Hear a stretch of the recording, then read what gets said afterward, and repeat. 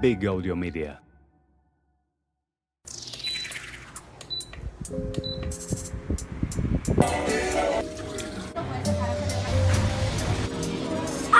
Hola, estamos en Cuba. Bienvenidas de nuevo a La Prisa Mata. Para ir a Cuba generalmente se hace escala en Miami y nosotros pensamos, bueno, pues ya que paramos ahí, pues nos quedamos unos días, ¿no? Y la verdad es que fue muy divertido. No nos vamos a detener mucho en Miami, ya lo explicaremos a lo mejor en otro programa, pero vamos, nos alojamos en Oceans Drive, ahí en el meollo de Miami Beach, lleno de casas de estas Art Deco, de música latina o hortera, depende del gusto de cada uno. Fue realmente una experiencia sorprendentemente buena. O sea, fuimos un poco para hacer la coña porque nos hacía como gracia, pensábamos que no nos iba a gustar nada y a mí personalmente me encantó. Pero bueno, centrémonos en el destino de este capítulo, que es Cuba. A mí se me abrieron las ganas de ir a Cuba por primera vez cuando vi hace mucho tiempo, yo creo que era muy pequeño, cuando vi en el cine Buenavista Social Club, esa película maravillosa, y me enganché a la música cubana. Y sí, en parte fuimos por su música, también por su cultura, su historia, sus playas, ¿no? La gente. Nos habían hablado de la alegría de los cubanos y las cubanas. Pero también es verdad que esa alegría poco a poco se está viniendo un poco abajo últimamente, como sus edificios, ¿no? Y es que ahora mismo hay una crisis muy bestia en Cuba. Después de cosas como las políticas de Trump o el COVID, que privó a Cuba y al resto del mundo del turismo, de la crisis de Venezuela, de la que dependen mucho energéticamente y demás, y ahora pues ya para más INRI, pues la guerra de Ucrania, ¿no? Entonces, bueno, un gran número de jóvenes intentan salir del país y están dejando a Cuba pues, en una situación un poco desesperanzada, ¿no? Cuba se está convirtiendo en una Cuba muy mayor, con pocos jóvenes, con poca ilusión, y ojalá pues, se recupere pronto el país y recuperen esa alegría cubana tan famosa, ¿no? Esperemos que prospere y que países como Estados Unidos no se la carguen, como han hecho con muchos países de Latinoamérica. Dicho esto, igualmente, y a pesar de, este es seguramente de los mejores destinos, de los mejores viajes de nuestra vida. Hicimos tantas cosas. O sea, pasamos por un montón de sitios, un montón de callos, por Trinidad, Cienfuegos, Pinar del Río. Pero bueno, no nos adelantemos. Empezamos por La Habana. Llegamos a La Habana por la noche. La mujer de la casa donde nos quedamos nos reserva un coche para llegar directamente desde el aeropuerto a su casa. Para que otro no nos estafe, que ya se los conoce, nos dice. Llegamos a casa de Marina y Mae, una casa colonial en el municipio de Centro Habana, muy cerca del malecón. Esta casa pertenece a la red de casas particulares que se han creado por toda Cuba para ofrecer alojamiento a los extranjeros. Esta es, sin duda, la mejor manera de acercarse a la realidad del país y de contribuir a mejorar las economías domésticas. Estas casas las podéis a lo mejor localizar por internet, pero en nuestro caso fue a través de una amiga que a su vez consiguió el contacto a través de otra amiga, es decir, el boca a oreja funciona mucho, así que si conocéis a gente que haya ido a Cuba, pues que os recomiende casas, si es que han estado en casas que merecen la pena. En nuestro caso, la casa de Marina y Mae, que ya podemos decir que es nuestra familia cubana. Marina y Mae, su hija, son las dueñas de la casa y nos explicaban con una limonada en mano que los dueños de esta red de casas particulares pues están obligados a pagar impuestos y también reciben la visita de inspectores, o sea que está todo bastante controlado. Ellas nos dieron instrucciones sobre cómo movernos por la ciudad. Lo más importante, básicamente, era que no le hiciéramos caso a nadie, solo a ellas, y que cuando cogiéramos un taxi propusiéramos nosotros el precio y lo cerrásemos antes de dejarnos convencer. Y lo segundo que nos dijo Marina es que nos teníamos que comprar un sombrero de paja porque el sol es muy intenso. Y nos lo decía delante de un muro con un montón de sombreros de paja firmados por las personas que habían pasado por su casa. Y nos confesó que los sombreros que todavía se mantenían eran de aquellas personas que le habían caído mejor, básicamente.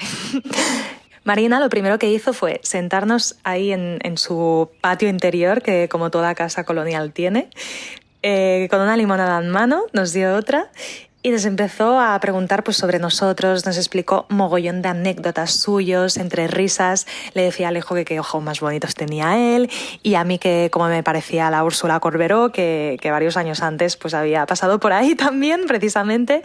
Y yo, de repente, como que noto un poco de mareo. Además, no habíamos comido nada. Miro la limonada, que estaba increíble, y digo, vale, esto no es solo limonada. O sea, es que era medio vaso de limón y medio vaso de ron. Cuando le pregunté si llevaba alcohol, la tía casi se cae de culo de la risa. Marina y Mae eran bastante divertidas porque eran típica madre e hija que se quieren un montón, pero a la vez se discuten un montón. Y las escuchábamos desde abajo, como hablarse entre ellas, gritarse, pero todo de muy buen rollo. Bueno, Marina nos dio bastante el viaje porque era muy fácil imitarla. Ella acababa todas las frases en alto y muy gritadas y decía todo el rato, ¡en la vida! ¡En la vida! ¡En la vida! Yo, lo que sea, todo el rato. ¡En la vida! Bueno, fue el gag del viaje, obviamente. Era muy heavy como en un momento te trasladas en otra época, ¿no? En Cuba, porque ya no solo los coches que son así súper clásicos y las calles pues están, bueno, bastante destrozadas y tal, sino que dentro de las casas el mobiliario y la decoración era muy propio de los años 60 o 70.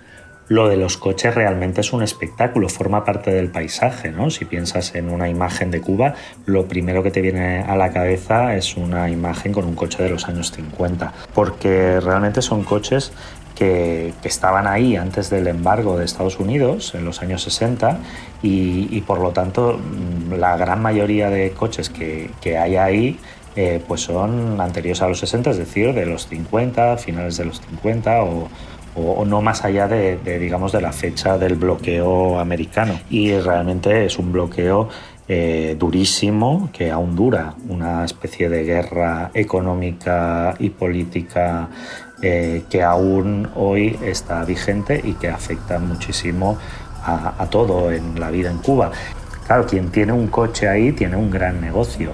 Y se dice que todos los cubanos son mecánicos, por ejemplo, ¿no? Porque es verdad que han tenido que apañárselas para arreglar motores antiguos y mantener en circulación esos coches, porque recibir piezas de fuera de Cuba, piezas para arreglar los coches de fuera de Cuba, no es fácil y los cuidan muchísimo. Esa casa estaba súper bien situada. Estábamos a 2 calles del malecón.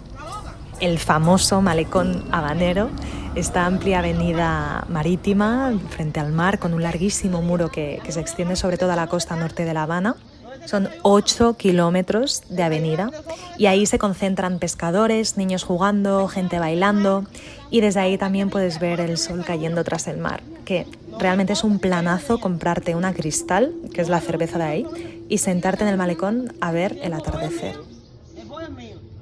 La Habana es maravillosa para perderte sin un mapa, pero sí que hay que hacer 2 paraditas para tomarse un daiquiri en El Floridita y en la bodeguita de en medio, como hacía Ernest Hemingway. Que claro, en cada ciudad donde haya bares, sobre todo, hay una ruta Hemingway, ¿no? En Pamplona, por ejemplo, todas las ciudades tienen como el bar favorito de Hemingway. Hemingway también frecuentaba la bodeguita de en medio, pues al lado de la bodeguita de en medio hay un museo de arte contemporáneo con una placa conmemorativa del escritor cubano Alejo Carpentier, por el cual Alejo se llama Alejo.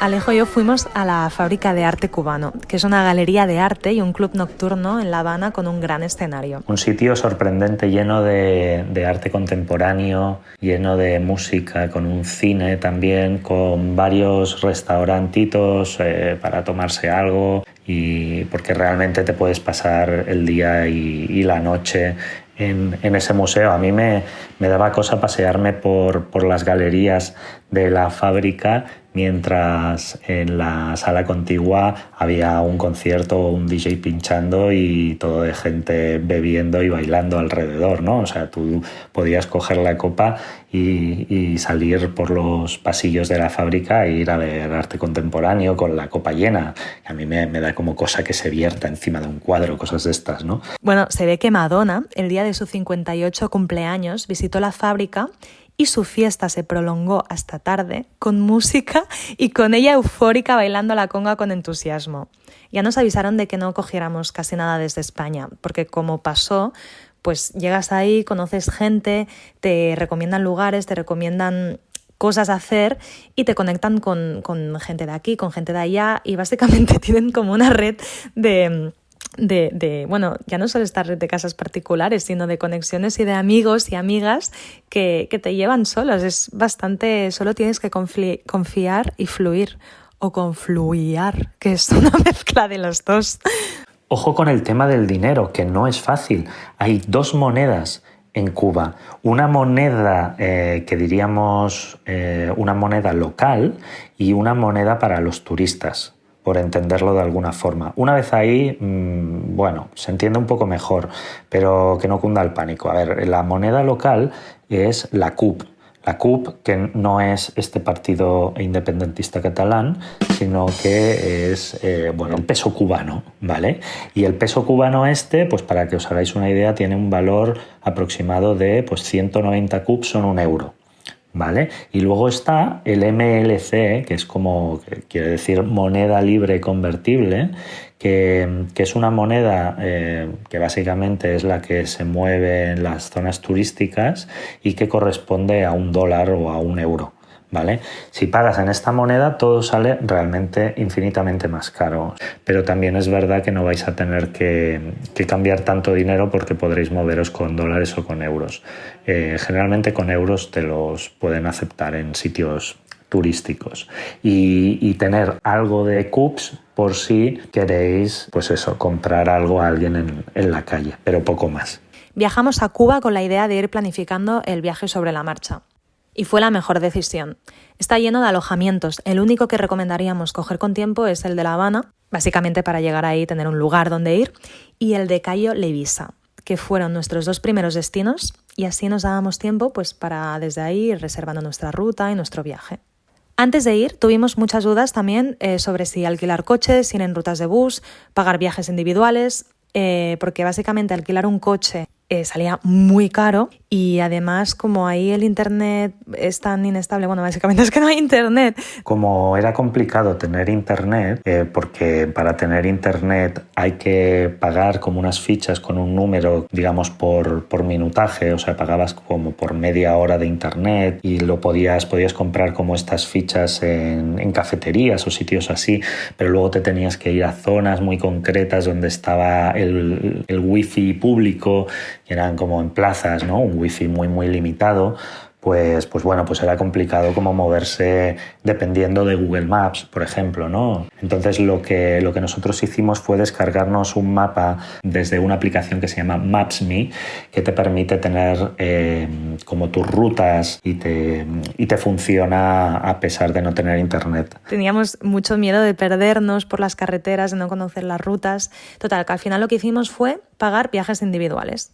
En La Habana nos vino a buscar un cochazo de estos americanos clásico de color lila, mi color favorito. Ahí estos coches los llaman los almendrones. Yo nunca me había hecho tantas fotos con un coche. Bueno, el coche nos llevó hasta un pequeño puerto de Palma Rubia, donde cogíamos el ferry para ir al maravilloso, fantástico Cayo Levisa. O sea, yo a día de hoy, si pienso en un lugar que me gustaría teletransportarme, pienso en Cayo Levisa. Además hacía risa porque Alejo se llama Levis, de apellido, y es como si fuéramos al Cayo de la señora Levisa.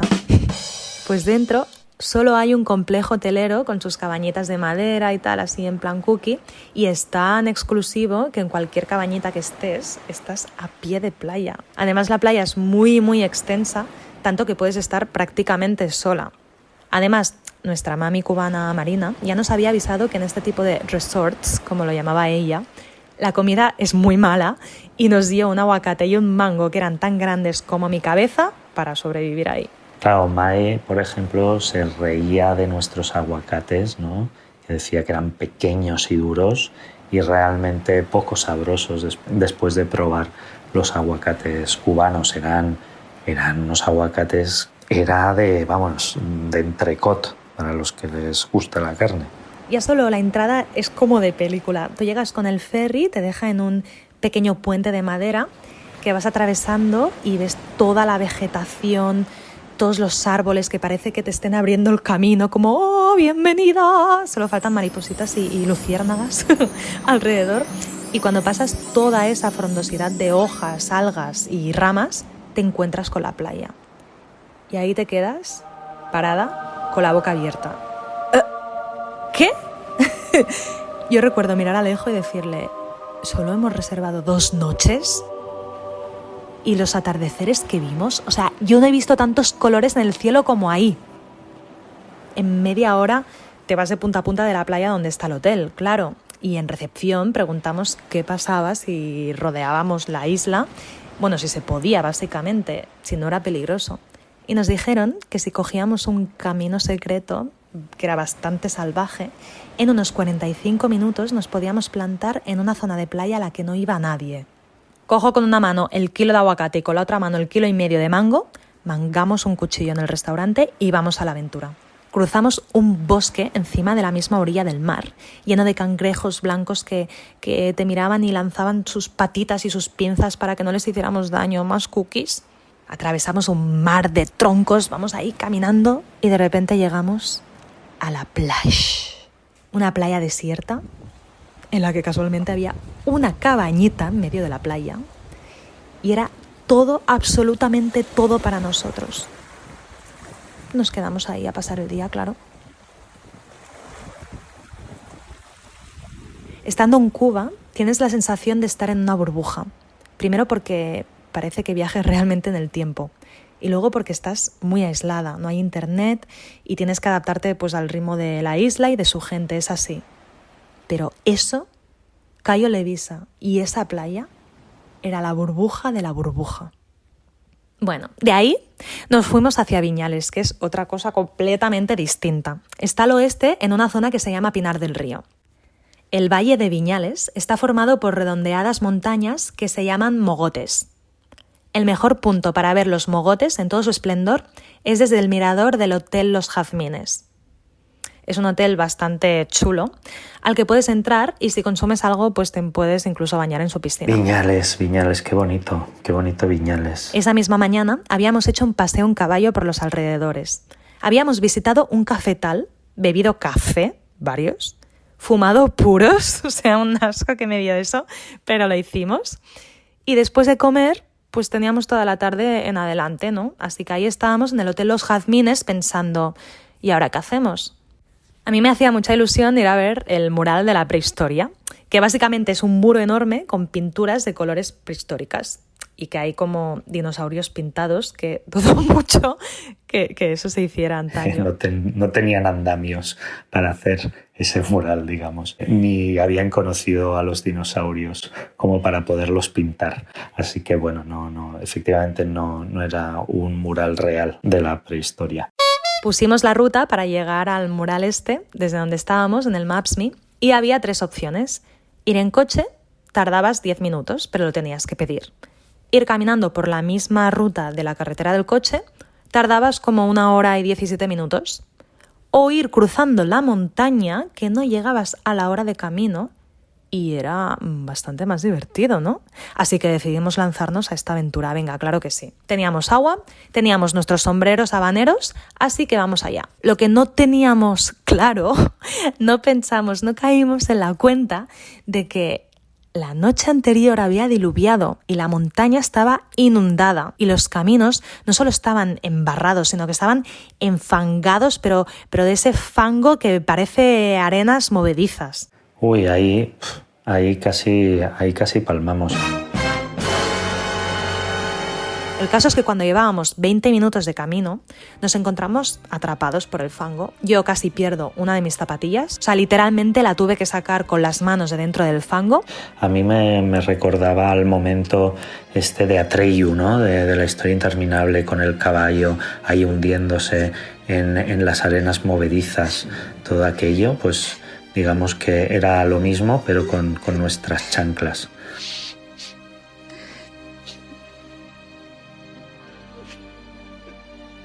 Yo recuerdo que había un camino que nos agarramos a varios árboles para cruzarlo y Alejo acabó cogiéndome de la mano para lanzarme porque yo le decía, yo soy incapaz, yo me quedo aquí, ya me vendrán a buscar. ¡Artax! ¡Te hundes! ¡Vamos! ¡Date vuelta! ¡Artax! ¡Tienes que hacerlo ahora! Yo pillé unas ramas de así como de palma, ¿no? Como palmas secas, como cuando hacemos la palma, ¿no? En Semana Santa, pues cogimos unas palmas que había por ahí y nos las pusimos en los pies, como las raquetas estas para caminar por la nieve, pues lo mismo, pero para caminar por el barro. Y así pudimos salir de esas especies de marismas donde nos metimos. Bueno, y lo que iba a ser un paseíto de 1 hora se transformó en una aventura de unas 3 horas. Llegamos a ver el mural de la prehistoria, sí, pero llegamos 5 minutos antes de que cerraran. O sea, le tuve que suplicar al señor de la puerta del parque que por favor me dejara entrar para ir a verlo. Me vio las zapatillas llenas de barro y a mí también bastante sucia y sudada. Y dijo, venga, va, sí, pasa, pero 5 minutos. Luego volvimos por la carretera principal haciendo autostop o un intento de autostop porque nadie nos paró. Descalzos, magullados. Viñales tiene una carretera principal donde están todos los bares y restaurantes, con sus porches y balconadas, para refugiarse de las lluvias repentinas, que suelen haber bastantes en Cuba. Como nos quedamos tan maravillados con el Cayo Levisa, queríamos repetir la experiencia de ir a ver otro cayo. A ver, el mar es igual de azul y transparente en todas partes porque es la misma costa, ok. Pero la diferencia de las playas es que sean vírgenes o no. Cuando estuvimos en La Habana, nos escapamos en bus a la playa Santa María. Y vale, aunque vimos una estrella de mar y varios peces enormes y las aguas eran cristalinas, pues no era lo mismo. Encontramos que el Cayo Jutías era uno de los pocos cayos vírgenes en la isla. Así que alquilamos una habitación en una casita aparentemente cerca y pedimos a los de la casa de Viñales que nos reservaran un coche para ir hasta ahí. Como veníamos de la experiencia de Marina y Mae, era como, venga, muy fácil, ¿no? Pero los de la casa de Viñales lo que nos hizo fue reservar una minifurgo de estas militares en la que dentro quizá estábamos 15 personas y era una furgo habilitada como máximo para 7.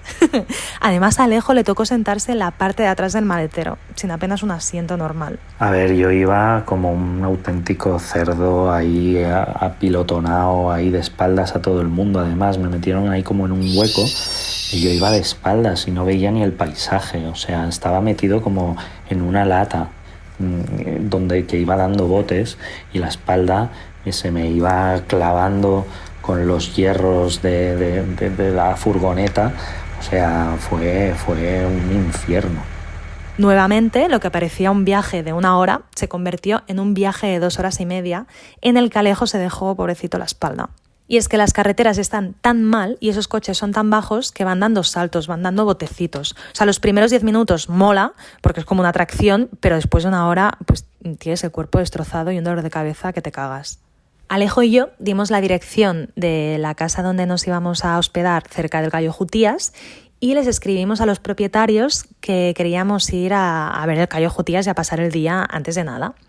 Y el coche nos deja primero a Alejo y a mí. Nos dice balcón al mar, que es como se llamaba la casa donde nos hospedábamos. Y decimos, ¡buah, de coña, somos la primera parada! Pero como esa zona era bastante desangelada y no solían haber coches así de alquiler disponibles para ir al Cayo Jutías, lo que pasó es que nada más llegar, 2 mujeres de la casa vinieron corriendo a cogernos la maleta y a decirnos que cogiéramos ya lo que necesitábamos para ir a la playa, porque ese era el único coche que iba al Cayo Jutías. Claro, cuando parecía que mi infierno personal ya había pasado, cuando ya podía salir de la lata esa y respirar aire puro, de golpe me dicen que me tengo que volver a meter.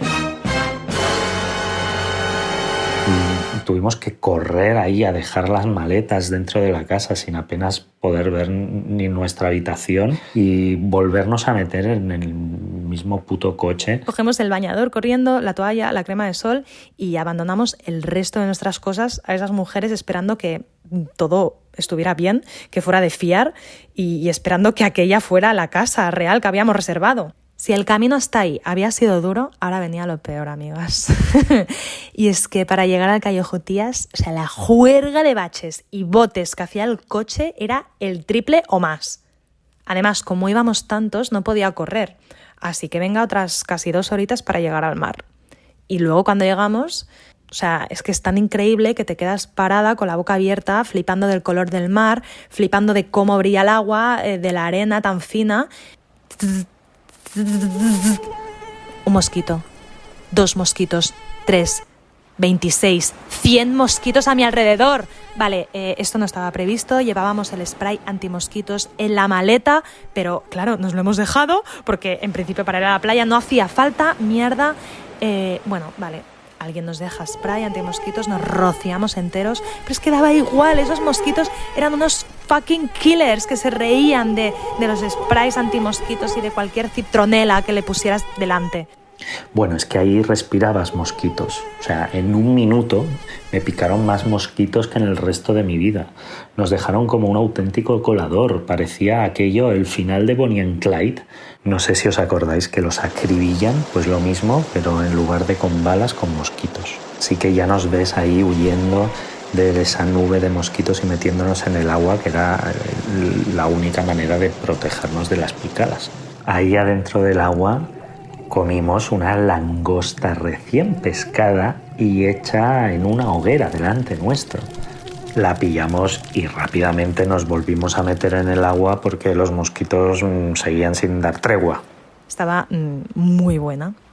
Cuando los tíos que estaban ahí cocinando y tal nos vieron bastante apurados con este tema, se nos acercaron y nos dijeron que en realidad, como nos habíamos querido alejar del resto de turistas, habíamos acabado en una zona de árboles que era la zona de los mosquitos. ¿Qué pensáis que hicimos? Nos quedamos ahí hasta que anocheció, nos atrevimos a salir a riesgo de ser devorados por los mosquitos para coger el autobús de vuelta. La solución en el próximo episodio de La Prisa Mata, Cuba. La Prisa Mata, una coproducción de Vic Audiomedia y Fantasmata.